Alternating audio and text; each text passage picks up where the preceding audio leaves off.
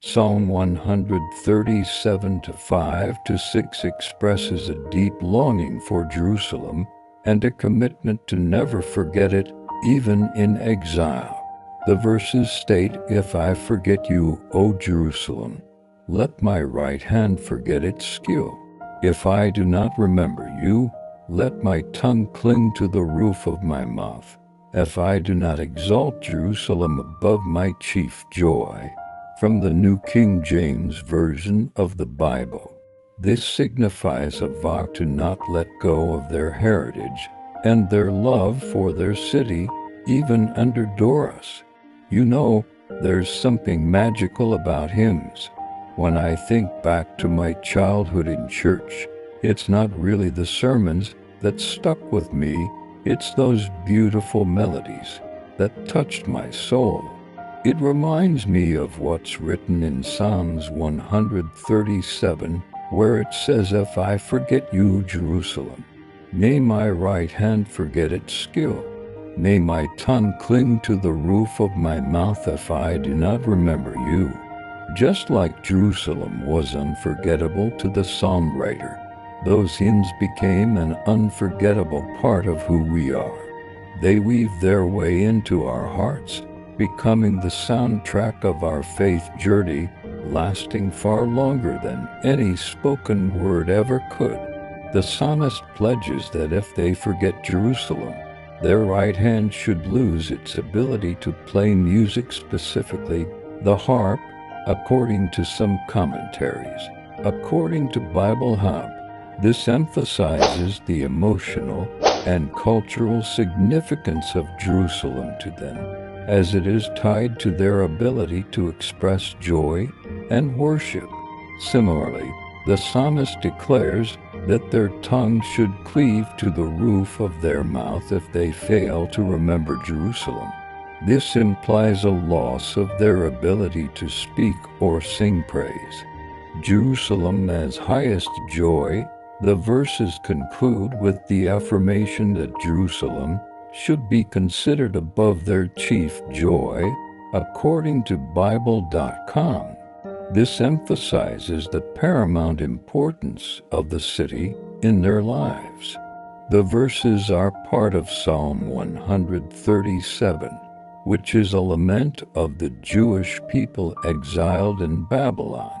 The psalm reflects their sorrow and longing for their homeland and their city, Jerusalem.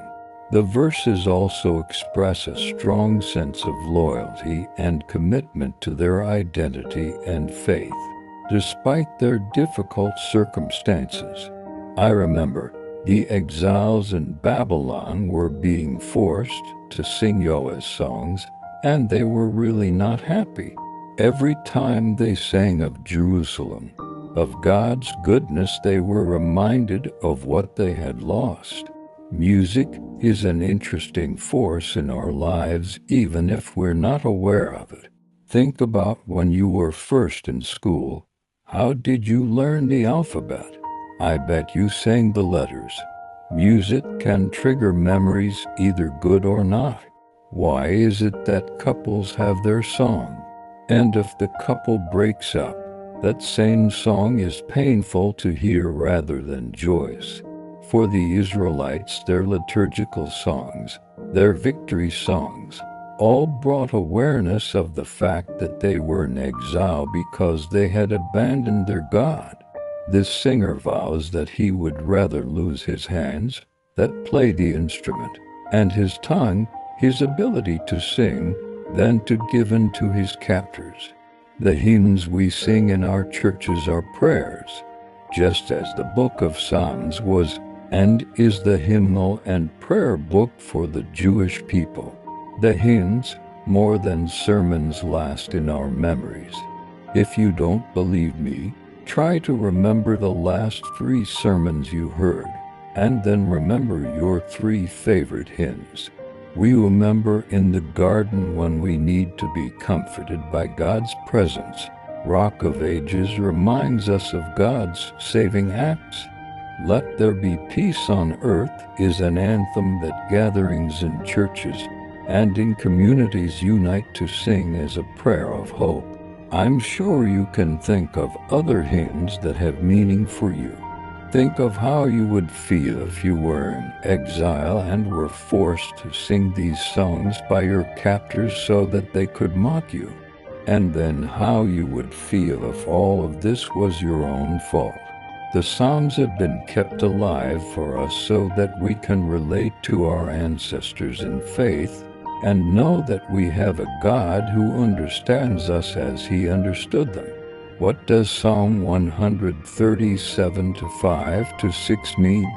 Both verses 5 and 6 represent a curse the psalmist calls upon himself, a punishment he prays be sent upon him by God, total or partial paralysis, in which he would lose control of his hands and tongue. Psalm 137 6 prays for the eternal treasure of life. With God, help us to remember today that this world is not our home. Pursuits, pleasures, possessions, help us not forget they don't compare with the future glory that will be revealed in us. Psalm 137 is a lamentation of the Jews ending with an imprecatory prayer. Imprecatory prayers are calling down judgment against God's enemies, eye for an eye. In this poignant verse, the psalmist lays bare the deep-seated hatred that God harbors for wickedness, particularly encapsulated in the deeds of deceitful and violent individuals. It vividly portrays a reality where God, who is inherently just and holy, finds no pleasure in malice or dishonesty.